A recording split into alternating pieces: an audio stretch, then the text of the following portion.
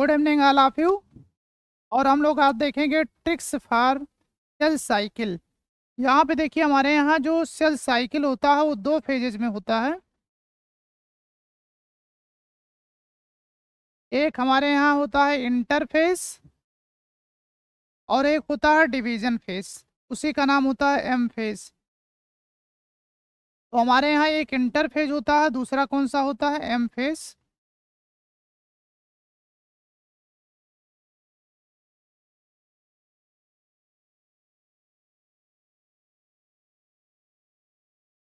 यहाँ अगर हम लोग ह्यूमन सेल के बारे में बात करें तो ह्यूमन सेल में हमारे यहाँ 24 घंटे में सेल डिवीजन होता है, जिसमें इंटरफेज जो होता है,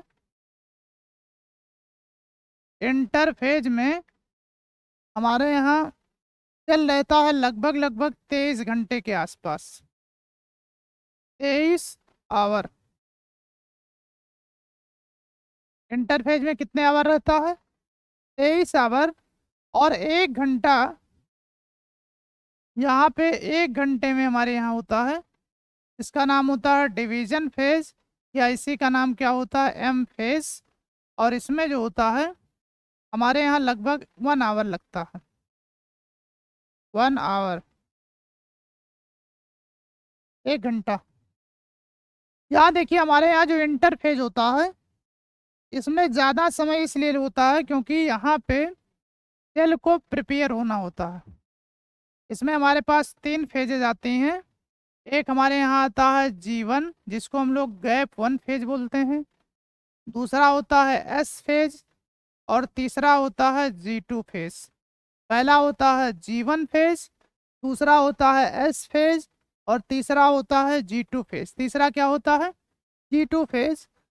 और यम फेज में हमारे यहाँ 2 फेजेज आते हैं। सबसे पहले न्यूक्लियस का डिवीजन होता है। हमने पहले ही बताया था किसी के घर में अगर बंटवारा होता है तो सबसे पहले इसका होता है घर के अंदर का सामान का बंटवारा होता है। और यहाँ पे सेल के अंदर जो होता है वो कौन पाया जाता है, न्यूक्लियस। तो सबसे पहले यहाँ पे न्यूक्लियस का डिवीजन होता है, फिर होता है साइटोप्लाज्म का डिवीजन। ठीक है।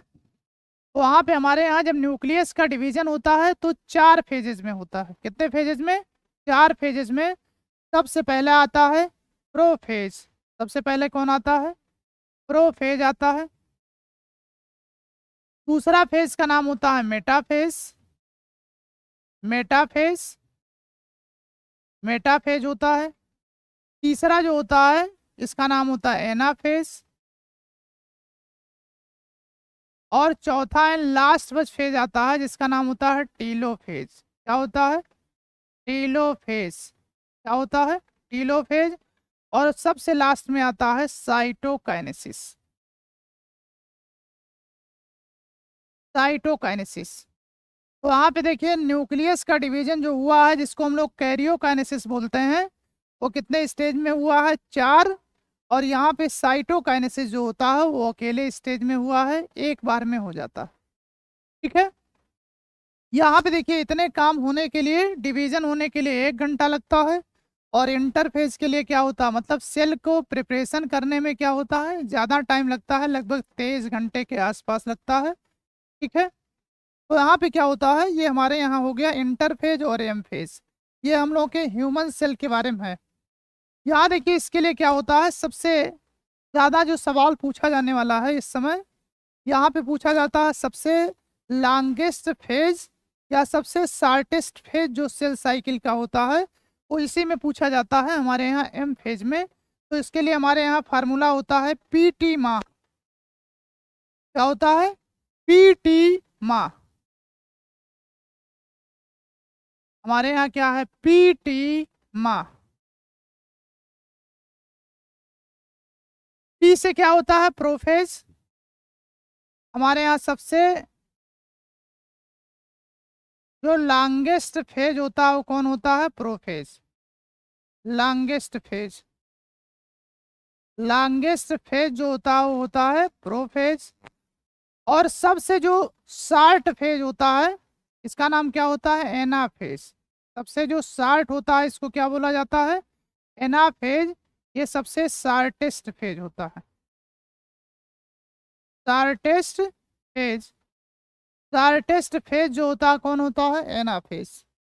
तो वहाँ पे देखिए यही क्वेश्चन पूछा जाता है कि सबसे लॉन्गेस्ट फेज कौन होता है और सबसे शार्टेस्ट फेज कौन होता है।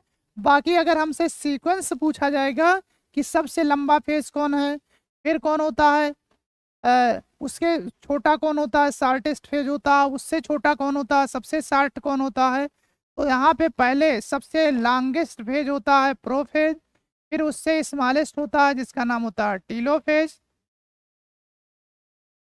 उससे जो स्मॉलेस्ट होता है उसका नाम होता है मेटाफेज, और सबसे जो स्मॉलेस्ट होता है ये हमारे यहाँ होता है एनाफेज। ठीक है, तो यहाँ पे क्या होता है, सबसे लॉन्गेस्ट और सबसे शार्ट अगर ये हमसे सीक्वेंस पूछा जाता है तो ये हमारे यहाँ क्या होता है, जिसको लगाना होता है। दूसरा यहाँ पे ट्रिक काम करता है, ये तो पहला हमारे यहाँ हो गया पीटी माँ। दूसरा हमारे यहाँ जो यहाँ पे ट्रिक काम करता है वो करता है सेल साइकिल में ये सीक्वेंस पूछा जाता है तो हमारे यहाँ सबसे पहले आता है G1, दूसरा फेज आता है S, फिर आता है G2, फिर आता है M, ये भी पूछा जा चुका है। फिर कौन आता है? M आता है। तो हमारे यहाँ क्या होता है, ये सीक्वेंस पूछा जाता है तो हमारे यहाँ ये ट्रिक है किसके लिए? सेल साइकिल के लिए। समझ में आ गया?